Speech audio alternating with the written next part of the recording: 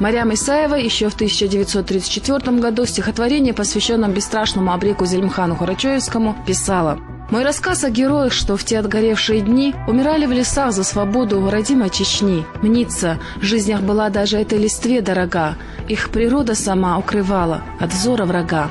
Марьям Исаева прошла долгий жизненный и творческий путь. Каждый день и час ее жизни были отданы работе и служению народу. Родилась она в 1898 году в Одессе, где отец ее, Солтай Исаев, уроженец старинного чеченского села Алхан-Юрт, учился в университете и был женат на француженке, ставшей матерью Марьям. Начала она обучение во второй Одесской гимназии, а закончила в Грозинской женской гимназии, когда отец вернулся работать в Чечню с дипломом народного учителя. Всю свою жизнь отдал султан просвещению чеченского народа. Он открыл первую в Чечне русскую школу для обучения чеченских детей в селении Надтеречное. Первым его помощником и комендантом школы был Ката Айсханов, отец будущих чеченских писателей Шамсудина и Салмана Айсхановых и доктора медицинских наук, действительного члена Академии наук Чеченской Республики Султана Айсханова. Марьям Исаева по окончании гимназии тоже пошла по стопам отца, главной целью своей жизни поставив просвещение чеченского народа. В 1920 году она возглавляет отдел дошкольного воспитания чеченского облуно, вскоре становится заведующей отделом народного образования Чечни, который ведал определением сирот и детей красных партизан в детские дома, а также их воспитанием.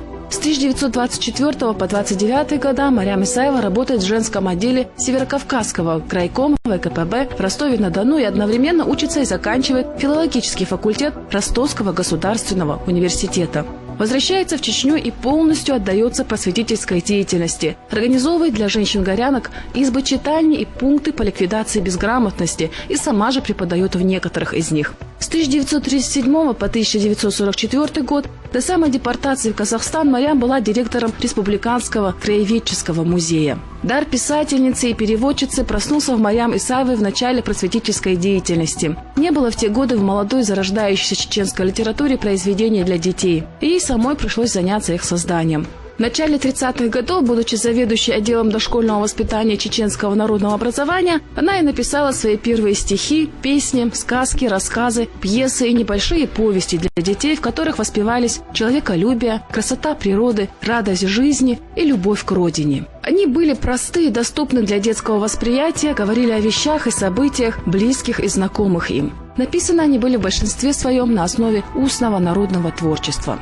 Об этом периоде творчества чеченских писателей литературный исследователь Туркаев пишет так в своей книге «Пути развития чеченской литературы». Чеченские писатели всегда создавали произведения, в которых жизнь народа рассматривается с позиции гуманизма и человеколюбия. Они утверждали, что спаянность народа – вернейшая и единственная гарантия подлинного народного возрождения. Характерное явление народной жизни с несомненной зоркостью углядела в своих произведениях Марьям Исаева, продолжает литературовед. Ее творчество свидетельствует, что в чеченской литературе стало появляться все больше героев, отличающихся твердой волей, целеустремленностью характера, способных к самостоятельному решению сложных вопросов бытия, умеющих сочувствовать человеку, принять в его судьбе самое активное участие.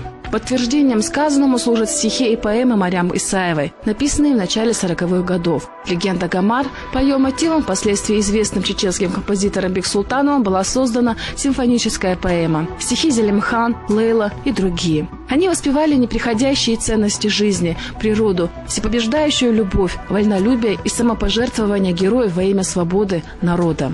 О свободе народной звенел твой бессмертный кинжал. Бедноту, Зелимхан, ты своею семьей называл. За народное дело ты бился, народный герой. Этот путь для тебя был роднее, чем семья и покой. В середине 40-х Марьям Исаева создает свои первые учебники по литературе для учащихся начальных классов, для чего она делает многочисленные переводы из русской классики. Она мастерски переводит на чеченский язык для своей хрестоматии, изданной в 1935 году, басни Крылова, детские рассказы Толстого, Чехова, стихи и сказки Пушкина, Лермонтова, Некрасова, Тютчева, Маршака, отрывки из романа Гончарова, Обломов и другие произведения. В поселке Чолоктау, где она жила спецпереселенкой, работая учительницей, Марьям Исаева скрупулезно изучала быт жителей поселка, которые занимались в основном разведкой и добычей фосфора, столь необходимого в военное время, и продолжала творить. Там и начали складываться первые главы ее будущих крупных романов «Корень счастья» и «Созидатели», которые увидели свет только в 1964 и 1969 годах. О них в своей книге «В пламени слова» литературный критик Гайтукаев писал следующее. Важнейшие исторические события, происходящие во всех сферах жизни народа, настойчиво требовали и соответствующих литературных форм. Однако для создания романа требовалось время. Особенно плодотворным для чеченской литературы оказалось десятилетие середины 70-х. В это время появились наряду с крупными произведениями других чеченских писателей и романы Марьям Исаевой.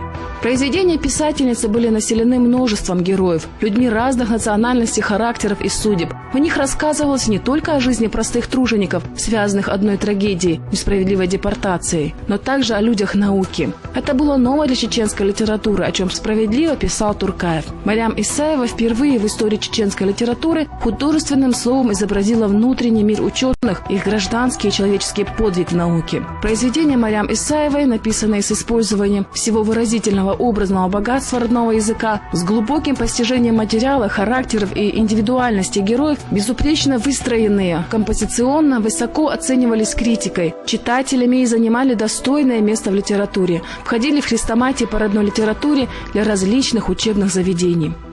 Умерла Марьям Исаева в 1977 году, пройдя долгий и сложный жизненный и творческий путь. До конца дней своих продолжала она служить литературе, делу просвещения родного народа, выполняя волю и завещание своего отца, одного из первых просветителей Чечни. Наш народ может гордиться тем, что у него была такая талантливая, мудрая и самоотверженная дочь Марьям Исаева. В одном из своих произведений она писала так: «Память по мне не умрет, не забудет меня мой свободный чеченский народ». Давайте же не обманем ее надежд, будем чтить память ее, человека многогранного таланта, без остатка отданного родному народу.